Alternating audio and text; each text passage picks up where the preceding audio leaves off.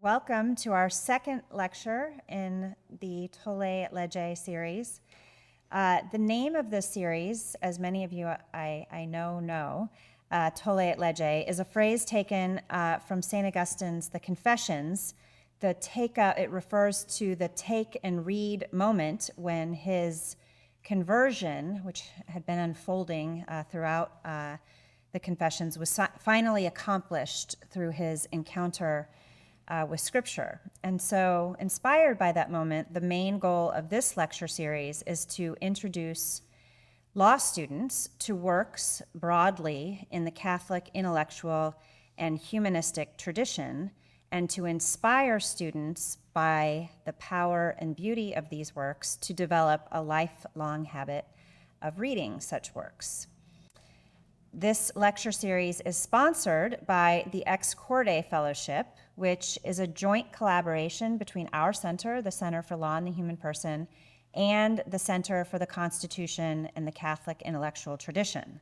Our two centers have different but complementary missions, and importantly, we both exist in service to the mission of the Columbus School of Law to be the Catholic law school that seeks to pursue the study of law with excellence in light of and in fidelity to the Catholic intellectual tradition.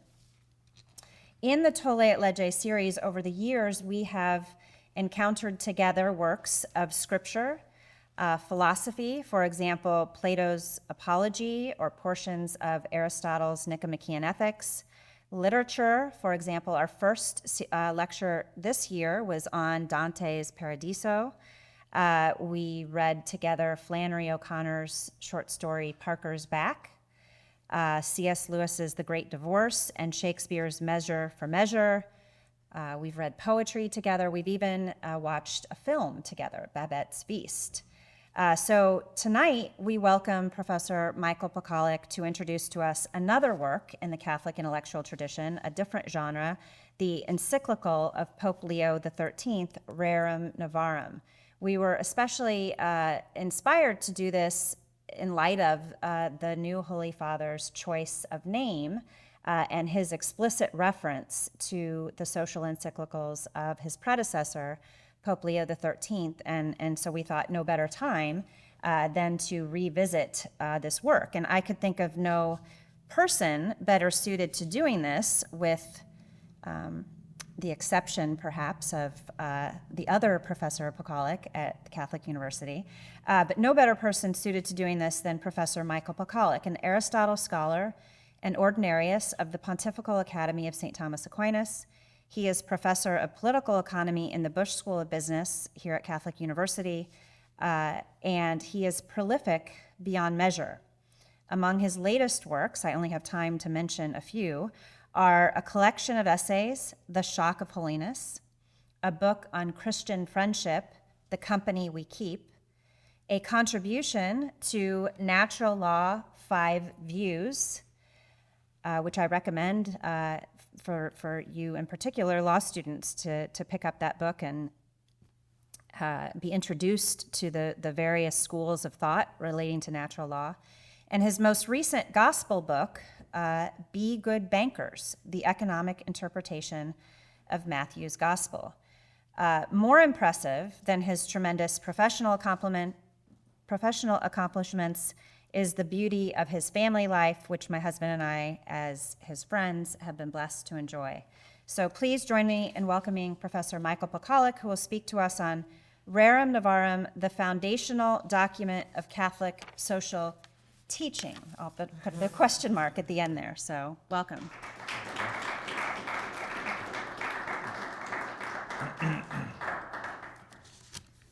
Well, I wrote out a script, so I'm going to read it.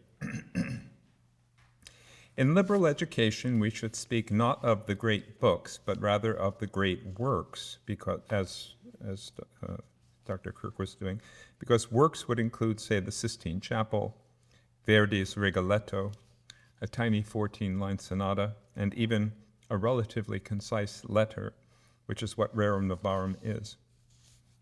More precisely, Rerum Novarum is an encyclical letter, which means just what it says.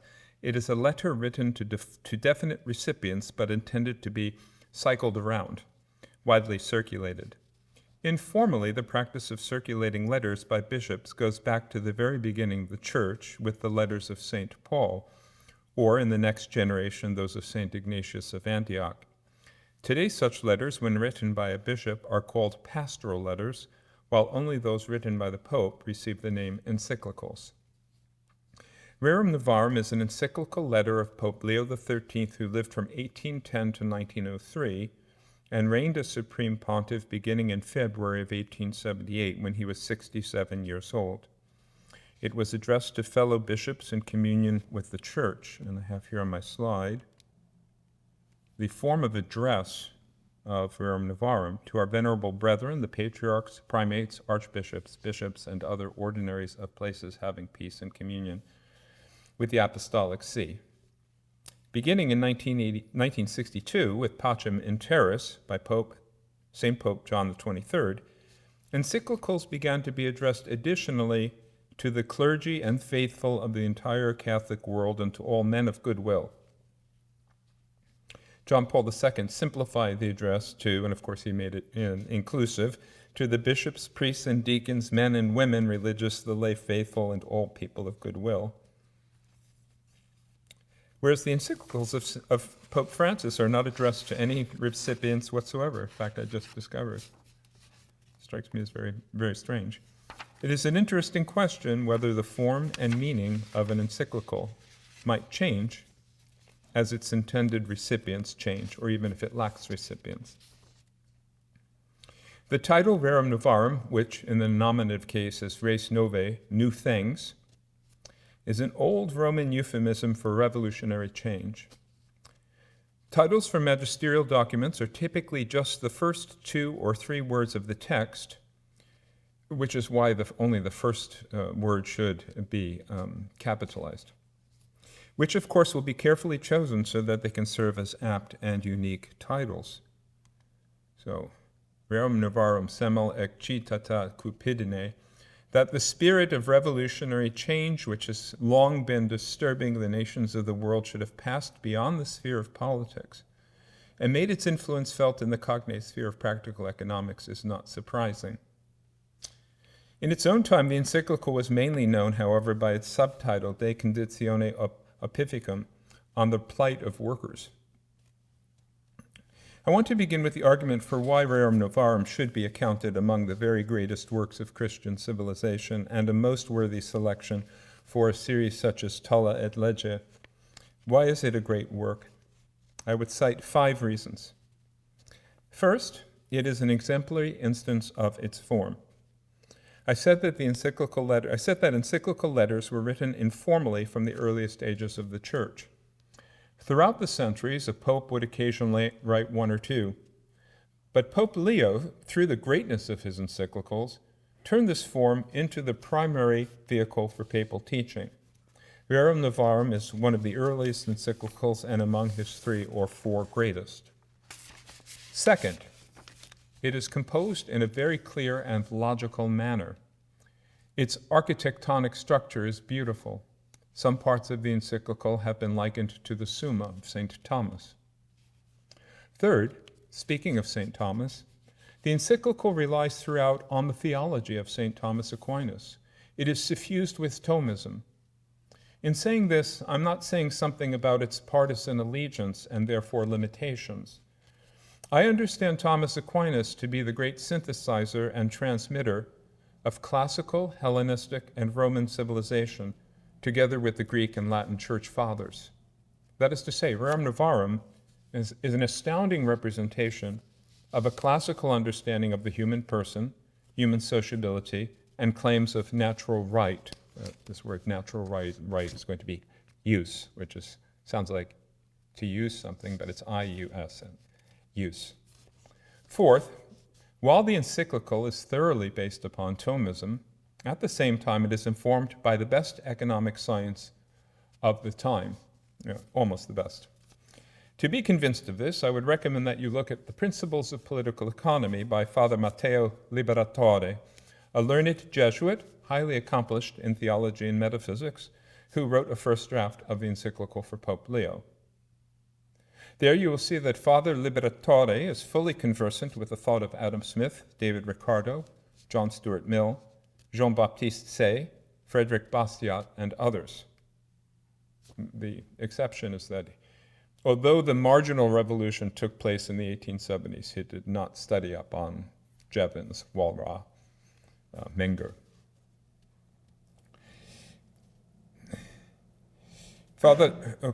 In short, Leo, through his helper, made himself conversant with economic science. The resulting synthesis, this meeting of old and new, which we see in his teaching, is highly impressive. It remains a model of what we should do today. Fifth and finally, Rerum Novarum can be accounted a great work because of its great influence. Pope Leo seemed to have had a knack of inspiring others to attempt noble things. He inspired the American bishops to found this university. His encyclical on the restoration of Christian philosophy, Aeterni Patris, set Catholic philosophers on fire to start institutes and journals in the important movement called Neo-Thomism. Rerum Novarum, because of its evident goodness and wisdom, likewise inspired many concrete initiatives of social reform in its own time. But it has also had a lasting influence, as shown by the fact that the tradition of Catholic teaching known as Catholic social doctrine or Catholic social teaching constantly looks back to it. The two great examples are the encyclical of Pius XI, Quadragesimo Anno, on the 40th anniversary of Rerum Novarum. This is the list of the many other economists in Liberatore, and Centesimus Annus of St. Pope John Paul II on the 100th anniversary. John Paul II also wrote his magnificent reflection on the dignity of work, Laborem Exercens, on the 90th anniversary. In sum, Rerum Novarum is a great work because it is a signal instance of an important form, because of the exquisiteness of its composition, because of its marriage of classical thought with modern economics, and because of its enduring status.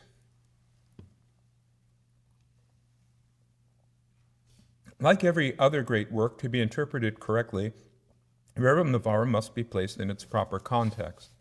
It is written in 1891, almost half a century after the communist uprisings in Europe.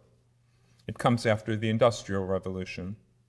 As we saw from the opening line of the encyclical, Pope Leo regarded it as a time when the political movements of the 40s had bled over into political economic movements, which is an interesting formulation. Let me give a simple statement of the effects of the Industrial Revolution. Modern processes of production, which involve the extensive use of the division of labor, and therefore the cooperation of dozens or hundreds of individuals in the manufacture of even a simple, small item such as a pin, Adam Smith's famous example, required that work be done in factories rather than on farms or within households. Thus, workers were displaced. Many new jobs were created, but workers had to move to cities where sources of energy and means of transport were concentrated. This new factory work typically required large and expensive machines, most of them newly invented, and therefore needed to be underwritten by resourceful owners of businesses, the capitalists. The owner of a workhouse could easily come to think of the labor of workers as simply one more input of production. If, as in classical economics, he thought of prices as determined by costs and kept an eye on minimizing the cost of labor, he might think that, as a responsible businessman, he should pay each worker only as much as was sufficient to keep him alive for that day. This conception of a daily wage is not uncommon in Smith and Ricardo. The result was that workers, by practical necessity, were often compelled to work long hours in dangerous or unhealthy work. Their wives and children were obliged to work also, because the employer paid no more than what that man needed to live. And in general, opportunities for worship, leisure, education, and self-improvement through saving were closed off with no respite in sight.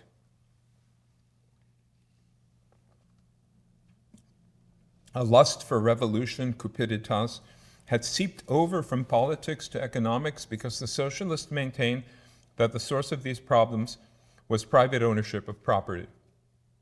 Leo was deeply disturbed by socialism. He regarded it as an evil philosophy which would license widespread plunder in society, while it would not help but seriously harm workers. It would dry up sources of wealth, ruin the peace and order of society as a whole, destroy the family, and suppress the church. He did not define socialism, as the textbooks do, as state ownership of the means of production. Rather, he understood it as an old philosophy in line with what one sees in Plato's Republic, the conviction which Aristotle criticizes in Book 2 of his Politics, namely that for unity and social well-being, only the community as a whole should own property. For socialism, in this sense, the source of evils in any society is private ownership of property. To the degree that people have a presumption that they own things, to that degree they work so as to harm and enslave others. Are we free today from socialism in this sense, we might ask? Arguably, it is operative in the state's debasement of fiat currency and in the state's presumption that there are no in principle limits to what it can take by taxation. Don't many of our contemporaries believe that the state has the first claim on the income and possessions of each person and entity, and that what appears to be private ownership is actually the state's allowance of individuals to act locally, as it were in lieu of the state, with resources which the state could at any point claim if it wished, as for instance, when you die. But to return, given its context, Rerum Novarum would be successful if it demonstrated that socialism had to be rejected and if it showed a peaceful path forward for workers eventually to ameliorate difficult conditions. This is the social context of Rerum Novarum. The doctrinal or teaching context would be its location in the early encyclicals of Pope Leo.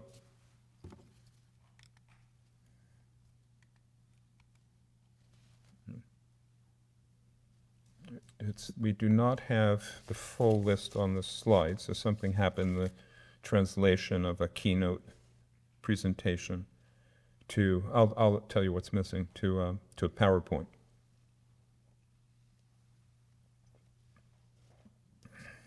So where does Rerum Novarum fall? How does it relate to Leo's other teachings in the years immediately before and after? The following timeline can help.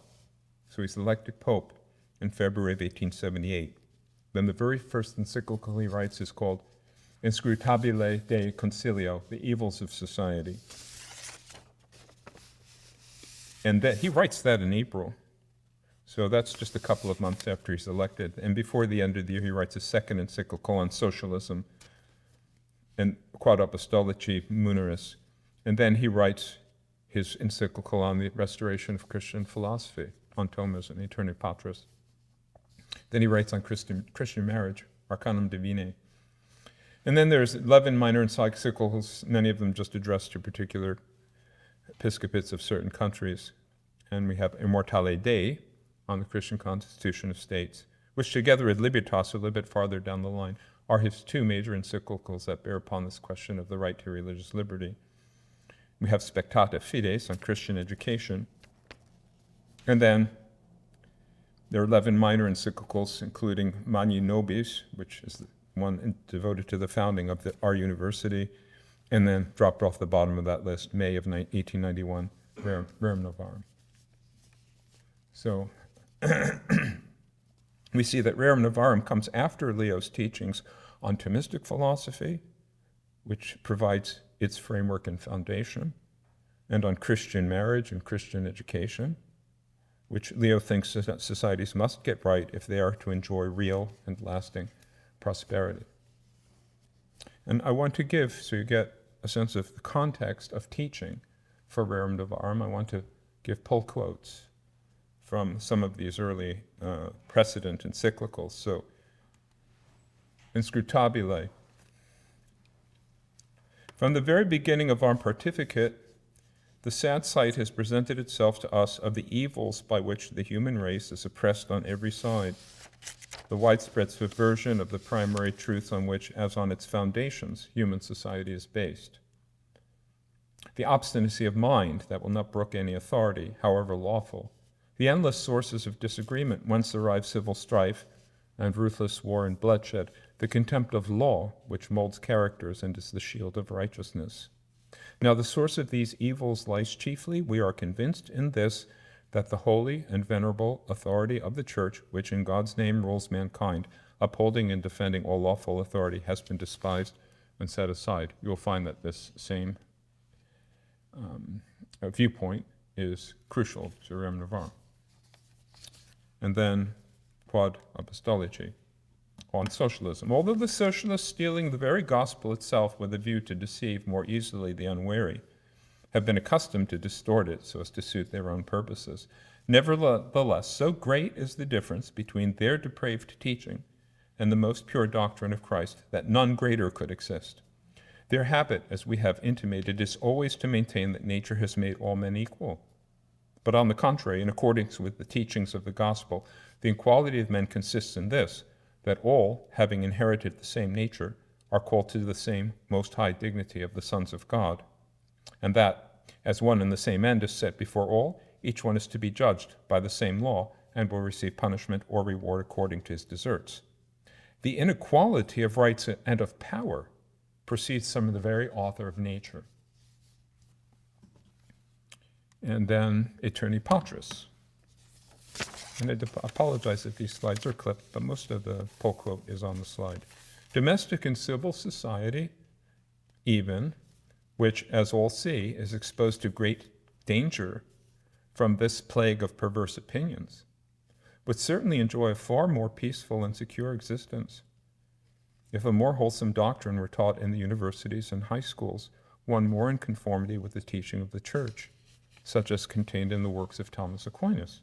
For the teachings of Thomas on the true meaning of liberty, which at this time is running into license, on the divine origin of all authority, on laws and their force, on the paternal and just rule of princes, on obedience to the higher powers, on mutual charity one toward another, on all of these and kindred subjects have very great and invincible force to overturn those principles of the new order which are well known to be dangerous to the peaceful order of things and to public safety. So that's now a statement of what will prove to be the framework of Rerum Novarum. Now we have Arcanum on marriage and divorce. So the three great encyclicals on marriage are Arcanum Divinae of Leo XIII and Casti Connubii, 1931, of Pius XI, and then Humanae Vitae in 1968 of St. Pope Paul VI. So, but Arcanum is the first one. Truly, it is hardly possible to describe how great are the evils that flow from divorce. If anyone here is a child of divorce, you know this. Matrimonial contracts are by it made variable. Mutual kindness is weakened. Deplorable inducements to unfaithfulness are supplied. Harm is done to the education and training of children. Occasion is afforded for the breaking up of homes. The seeds of dissension are sown among families. The dignity of womanhood is lessened and brought low. And women run the risk of being deserted after having ministered to the pleasures of men. Since then, nothing has such power to lay waste families and destroy the mainstay of kingdoms as the corruption of morals. It is easily seen that divorces are in the highest degree hostile to the prosperity of families and states, springing, as they do, from the depraved morals of the people, and as experience shows us, opening out a way to every kind of evil doing in public and private life. This view is not taken away in Rerum Novarum. This view underlies Rerum Novarum. It would be a mistake, then, to wrench Rerum Novarum from its proper context and look to it as a source of policy prescriptions or a template for regulations and nudges. An entire Christian worldview of society is presupposed, which requires personal conversion so that there can be a radical transformation of society from within. And there's no royal road to geometry. So I have explained what an encyclical is, the name of this encyclical, why it is a great work worthy of study, and its context, both its social context and its context within the teachings of Leo XIII. Now I want to talk about what is in the encyclical. As I mentioned, the encyclical is written on a logical and lucid pattern. It consists of 4 roughly equal parts. These parts are not marked off with headings. However, a careful reader can see what they are. After an introduction of 3 paragraphs, part 1, which is roughly 11 paragraphs, is the refutation of socialism. Part 2 is the necessary role of the church and religion, which has slightly more paragraphs. Part 3 is the necessary but limited role of the state. And then part 4 is the necessary role of voluntary associations. And then there's a conclusion. Each of these parts offers something of a special interest to lawyers. In part 1, one finds a well-argued defense of the natural right to private property. It, incidentally, for our purposes, raises this question: what is the conception of natural law which Pope Leo is relying upon here? This is not something that I can look into in very great detail in this talk, but when you turn to the encyclical to read it, as you begin investigating philosophies of law, it's worthwhile asking, well, which construction of natural law is most consistent with Leo's language and argument here? Which account of natural law is better capable of accounting for his manner of arguing, the so-called new natural law or classical natural law? And by the way, both of I represent the classical natural law in the book that Professor Crook mentioned, Natural Law 5 Views, whereas Melissa Miskela, formerly a professor at this university, represents the new natural law. Here is some necessary background. The new natural law is a theory of natural law which dominates representations of natural law in law schools. The theory's originator was a theologian, Germain Griset, but it became accepted by lawyers and law schools as a reliable representation of natural law, of the natural law tradition, after the publication in 1980 by John Finnis, a lawyer, of a book called Natural Law and Natural Rights in the Clarendon Law series. Its standing has benefited from the effective work of Robbie George, also a lawyer in Princeton. However, that theory has the deficiency that it was forged originally in debates over the question of whether artificial contraception is intrinsically evil. Griset believed that so-called perverted faculty arguments, which tried to read moral norms off of natural teleology, were incapable of reaching the result that artificial contraception was indeed intrinsically evil. The new natural law, by the way, as a school, insists as a general rule that moral norms cannot be based upon observations about natural teleology or natural design. Instead, on this question of contraception, Griset said that one had to argue in this way: life is a basic good, basic goods are incommensurable, therefore one cannot be traded off for another, but an act of sexual intercourse, because it is procreative, as if raises the question of whether one will affirm the basic good of life or not, and therefore anyone who chooses to use contraception to attain some definite purpose acts against the basic good of life by treating as though it is commensurable for the attainment of this other good. Classical natural law, on the other hand, takes its start from a contemplation of the nature of things. It asks what is due to something in view of its nature, and the providing of what is due to it, or at least the not taking away of that, is a matter of natural right. The word used for due in the Latin is the Latin term debitum, and the word used for right is the Latin word jus. In Greek, it's easier to pronounce and keep clear. It's to dikaion. What is due to a thing, the debitum, is construed in relation to what is good for a thing. If, for example, a plant cannot grow and attain its good or its goal without sunlight and water, then sunlight and water are each debitum for the plant. If I have been assigned care of the plant such that my good now becomes seeing that it flourish, a child giving care of the plant, then it is debitum for me, not debitum by nature, because the task has been assigned to me, to see that the plant receives what is debitum for the plant. In classical natural law, one construes natural rights, not by reading them off of impulses within things, but by reflecting on what is good for the thing taken as a whole, given its nature. What is due to a human person, considered on his own, simply given his nature, as a rational animal, is a matter of a natural human right which we each possess individually, a natural right of mine and a natural right of yours. What is due to two persons in the relations with each other, of each to each, in view of their nature as equally being rational animals, is a matter of natural human right which is to be preserved in our relationships, a right which I must uphold toward you, and you must uphold toward me.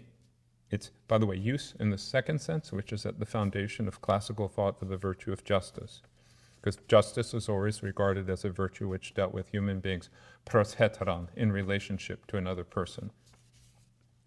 Classical accounts of natural law, tellingly, were originally formulated with a view to relationships of men to one another involving their commutable goods, their property. I have what is mine, you have what is yours. What I have I own by natural right, assuming I have acquired it through just means, basically by occupation or by labor, and the same for you. We are equally rational animals. Rational beings act as rational when they choose something as good for them based on accurate knowledge and in the absence of coercion. Therefore, if you want something which I have, you must persuade me to convey it to you, if you are treating me as a rational being, either by persuading me to give it to you, or by offering something appealing to me, which I will regard as making myself better off in an exchange with you. What I cannot do is to take what belongs to you, apart from your consent. That is to say, either against your consent by force, or without your consent by theft, or through the abuse of your consent by fraud. Perhaps you can see already that on the classical picture it is the same to speak of natural right and natural law. If in virtue of my nature I possess by right the property which I have acquired through free occupation or by my own labor, then it is a natural law, do not steal that property. That is, the law of nature permits you to acquire what I have only by trade. This is a law governing myself and you and me in our dealings with one another. We are familiar with histories of political philosophy in which it is said that rights talk is different from talk of natural law because natural rights imply zones of sovereign individual action indifferent to a common good, whereas natural law must have some reference to a common good. This distinction does indeed hold for, say, John Locke's conception of natural rights. Perhaps it holds in general as regards modern conceptions of rights, but it does not hold for the classical conception or Leo's conception. The reason is that in the classical conception, a divine wisdom is responsible for nature, and this wisdom looks to the common good. Therefore, if we act on natural motives with respect to claims and immunities which arise because of our natures, then we can be confident that what we do works out well for the common good. In any case, it is not difficult to see that a society in which do not steal is observed will be at peace and flourish. As economists tell us today, one necessary condition of the wealth of a nation is its having a secure institution of private property.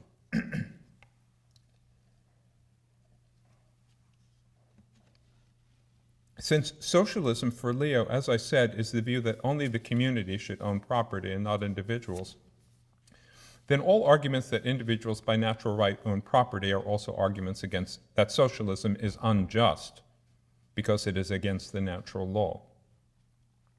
As Leo says, the remedy, I've got some slides here that would have been helpful a while ago. As Leo says, the remedy they propose is manifestly unjust because the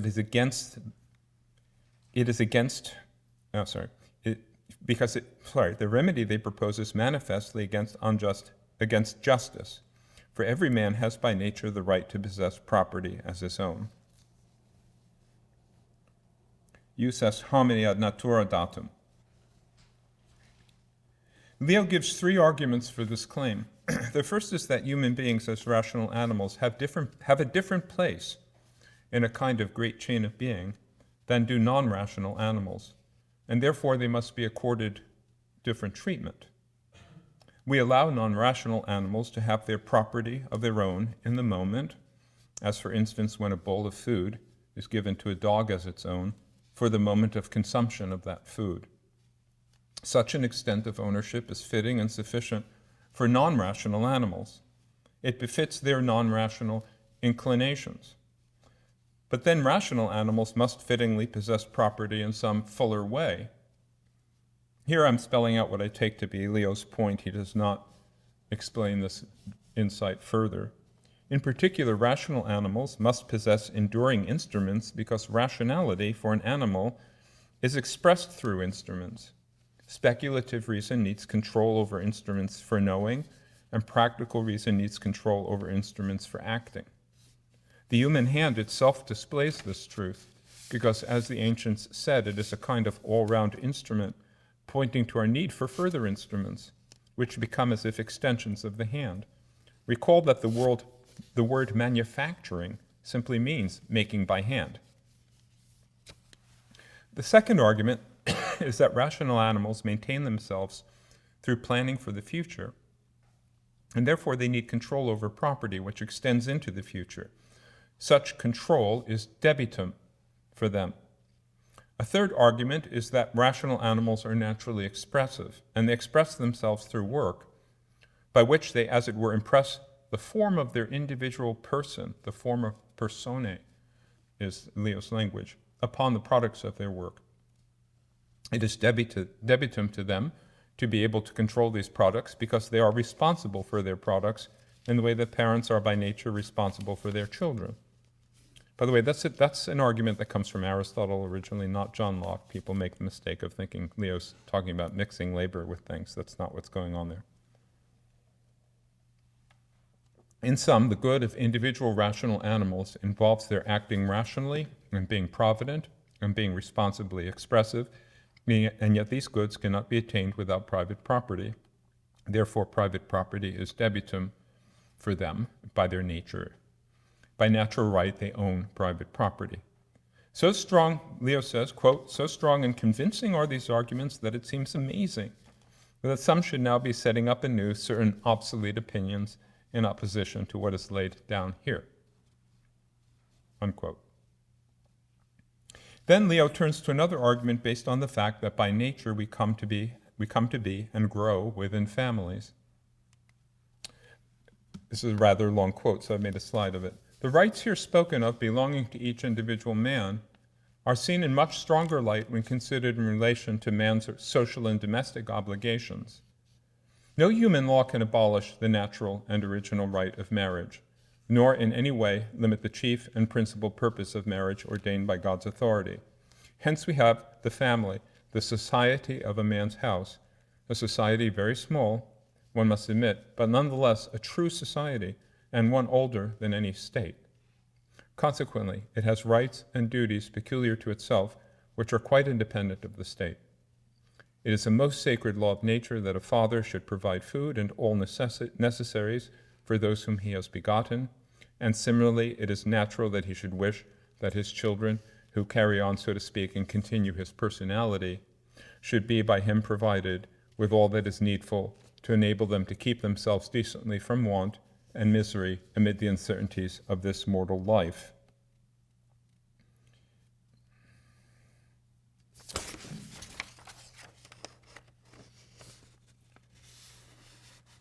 Find where this is here. Now, in no other way can a father effect this except by the ownership of productive property which he can transmit to his children by inheritance. And that's the end of the quote. All three of his arguments in relation to a rational animal as head of a family, all three of his arguments in relation to a rational animal considered individually have even greater force in relation to a rational animal as head of a family. A family needs instruments of life. It needs to be able to provide for itself over time. And as it is a community for procreation over generations to come, it needs means for preserving and conveying its culture over those future generations. Leo goes on to apply the same argument to any voluntary association. An orchestra, for example, is my example, not his, needs instruments, say musical instruments and scores. It needs to be able to plan its performances and provide for those, say by owning a concert hall. And it needs to be able to preserve its culture, say by its library and archives. By the time Leo concludes part 1, he has sketched a rich conception of the family, of civil society, and of individuals in their trading relationships, that is to say the market, as prior to the state and possessing rights by nature, which the state must respect on pain of violating natural law. Socialism, it turns out, denies that we exist outside the state and its conventions. Leo insists that all the important human realities are prior to the state. The state acts unjustly if it does not act in the service of these. The burden of the first part of Rerum Novarum is to refute socialism. The burden of the second part is to reiterate the teaching of Leo's first encyclical on the evils of society, but now with reference to economic tensions and conflicts. No practical solution of this question of the condition of the working class, he says, will be found apart from the intervention of religion and of the church. Both liberalism and socialism hold that the original condition of man is to be equal, and that therefore deviations from equality carry the burden of proof and are prima facie unjust. Leo utterly rejects this notion.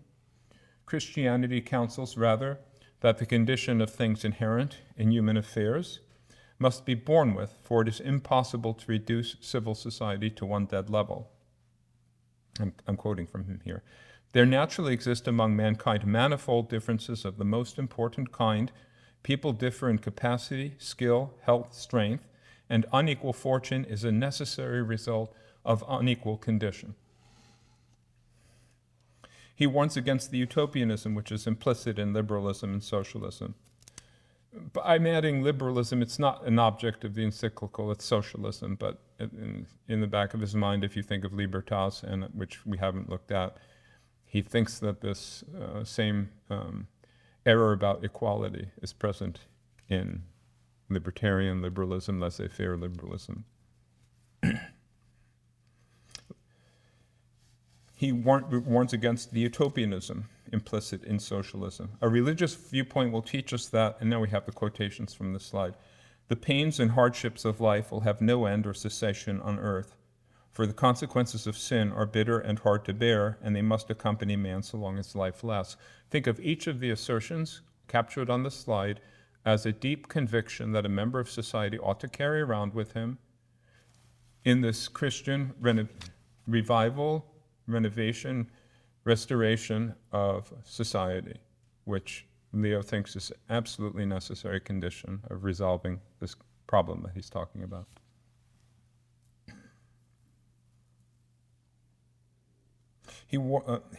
Likewise, Christianity teaches that there is no such thing as inherent class conflict, that heaven is the goal of human life. When we have given up this present life, then shall we really begin to live. It's a great line. And that wealth is of no importance. As for riches and the other things which men call good and desirable, whether we have them in abundance or are lacking in them, so far as eternal happiness is concerned, it makes no difference. The only important thing is to use them right. You have to ask, do any Christians believe this anymore? All of these convictions are necessary if people are to weigh their economic interests rightly, which is to say lightly, so that they will share what they have and peaceably transcend conflicts. Christianity, he says, also reinforces the rule for private ownership, which one finds already in Aristotle and other pagan philosophers. We should not consider all of our possessions as entirely to be directed to our own good. Rather, anything beyond what is necessary for you and your relatives to live becomingly should be directed towards the good of others. This becomes the principle of charitable giving and philanthropy in a free society, also the principle of starting businesses. To sum up, then, what has been said, and I read this, I want you to think to yourself, what's unusual about this formulation that's different from what I usually hear? Whoever has received from the divine bounty a large share of temporal blessings, whether they be external and material or gifts of the mind, has received them for the purpose of using them for the perfecting of his own nature, and at the same time that he may employ them as the steward of God's providence for the benefit of others. And I wonder if you caught the fact that he is referring also to gifts of natural talent and intelligence. So it's almost always absent in the formulation of this principle. Note that in this formulation, Leo does not say that almsgiving and philanthropy are at odds with one's own perfection, but rather that they are simply another way of pursuing one's own perfection.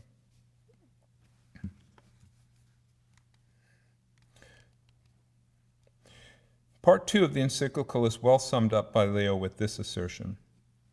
Quote, "If human society is to be healed now, in no other way can it be healed save by a return to Christian life and Christian institutions.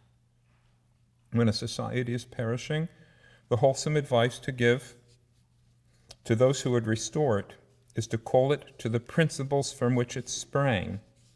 For the purpose and perfection of an association is to aim at and to attain that for which it is formed, and its efforts should be put in motion and inspired by the end and object which originally gave it being. Hence, to fall away from its primal constitution implies disease, to go back to it, recovery." And if you were familiar with the debates over the European Constitution when they took place, I don't know, now 20 years ago, right? So it's a question of whether Europe's debt to Christianity was going to be acknowledged in the Constitution. And Europe definitively said, no, we were not going to acknowledge Christianity. Right, so from this standpoint, that is a deadly mistake on the part of Europe. Part 2 therefore raises this question for lawyers: how can laws be crafted in a free society which allow churches and religion to play the appropriate and necessary role in the revival of Christian society? In Part 3, Leo considers the role of the state in ameliorating the condition of workers. It is telling that he does not regard the state as the principal or most important actor. That is the church. He probably thinks that voluntary associations, the topic of Part 4, are at least as important as the state. That is why he opens Part 3 with this language: "It cannot, however, be doubted that to attain the purpose we are treating of, not only the church but all human agencies must concur. All who are concerned in the matter should be of one mind and according to their ability act together." Throughout Part 3, moreover, Leo is extremely cautious about assigning power to the state. For instance, he says that when lesser agencies cannot act sufficiently, then, quote, "there can be no question that within certain limits it would be right to invoke the aid and authority of the law." So you see, he's appealing to a principle of subsidiarity, but even then he wants to say this has to be carefully hedged when you're doing it. Voluntary associations, such as workers' boards, should be formed precisely, quote, "in order to supersede undue interference on the part of the state," unquote. He holds without question that the most important reasons for state intervention in contractual relationships in the workplace are protection of the religious liberty of the workers and correction of threats to good morals. So that's his number one priority. But he cites other bases which would be inconsistent with Lochner. If circumstances were such as that among the working class, the ties of family life were relaxed, if religion were found to suffer through the workers not having time and opportunity afforded them to practice its duties, if in workshops and factories there were danger to morals through the mixing of the sexes or from other harmful occasions of evil. So imagine, he's certainly contemplating a law stating that men and women cannot mix in this business. Or if employers laid burdens upon their workmen, which were unjust, or degraded them with, now we like these things, that he's saying, or degraded them with conditions repugnant to their dignity as human beings. Finally, if health were endangered by excessive labor, we're getting now to part of the list that we agree with, or by work unsuited to sex or age. In such cases, there can be no question but that within certain limits, it would be right to invoke the aid and authority of the law. The limits must be determined by the nature of the occasion, which calls for the law's interference. Notice he calls it interference. The principle being that the law must not undertake more nor proceed further than is required for the remedy of the evil or the removal of the mischief. So that's another statement of the principle of subsidiarity, but again, note how cabined it is. Observe that such classical natural law reasoning as employed here is subtle and depends on no special conception of the scope of the police power of the state, but rather on an appreciation of the natures of persons as existing prior to the state. A constitutional decision based on similar reasoning would resemble what Hadley Arcus, over a long career, has been persistently looking for in judges. In a highly important passage near the end of Part 3, Leo famously articulates the principle of the living wage, which is that to hire a head of a household is to hire a social animal rather than an individual. Therefore, his nature requires that he be paid a sufficient amount for him to support himself and his family, and for his family to be able to save money over time, provided that they live modestly and exercise thrift. The challenge for lawyers today is how to implement this principle in our circumstances when labor law, tax law, and cultural mores are against it. Finally, in Part 4, Leo turns to voluntary associations of workers among themselves, and of employers among themselves, and of workers with employers. In no place in Part 4 does he advocate collective bargaining, or say that the main purpose or even a purpose of workers' associations is collective bargaining. Collective bargaining may be an upshot of what he proposes, but it is not his purpose. He most certainly does not think that these associations are necessary to provide countervailing power against employers. In one place where he seems to refer to union shops, he says that workers should enjoy freedom to join unions or not, and they certainly ought to form another union if the principles of the existing union are not consistent with Christianity. He gives a natural law basis for voluntary associations, which also serves as a basis for freedom of religion. This is interesting because Leo's teaching on church and state has been viewed by some as inconsistent with the doctrine of religious liberty proclaimed by the Second Vatican Council. And yet Leo's teaching here seems rather to set down the foundation for the Council's teaching. We have a natural impulse to live in society and cooperate with others. To do so by entering into associations is a natural right of man. The role of the state is to protect natural rights, not to destroy them. If their purposes are good, quote, the rulers of the state accordingly have no rights over these associations, nor can they claim any share in their control, unquote.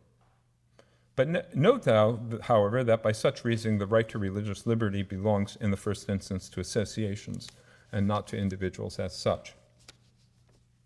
Well, there's much more to be said, clearly, but I leave it to you to figure that out for yourself. I have introduced you to Rerum Novarum, its purpose and teaching, and I leave it to you, a new generation of lawyers, if you can, to do a better job of receiving its teaching than prior generations have done. Thank you.